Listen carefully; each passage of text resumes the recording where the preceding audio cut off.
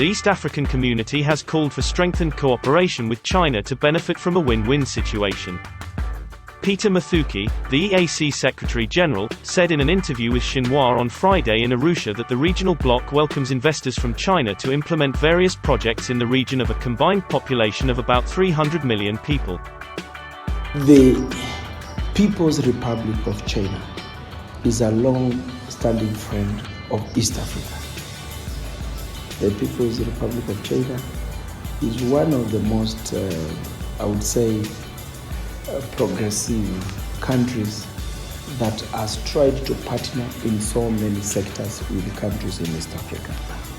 And if you see infrastructure of what is happening in each of the partner states of the EAC, look at the infrastructure programs in Tanzania, in Uganda, in Kenya, in Kigali, and also this.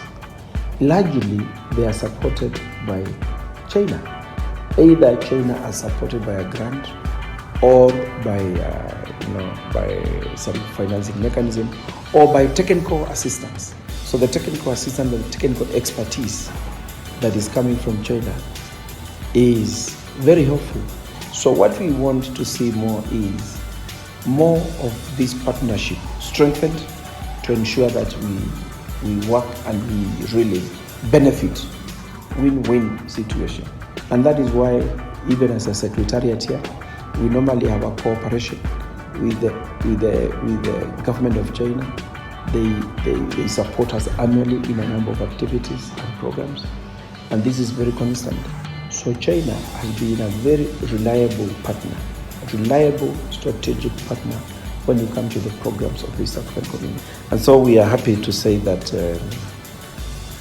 this initiative aims to ensure that as you develop, infrastructure, but you are also increasing trade and securing the trade routes in a more advanced way, and of course make countries very interdependent. We welcome this initiative in East Africa because that way not only improving the infrastructure levels in East Africa, but it's likely to increase the volumes of trade, how we do business between East Africa and China.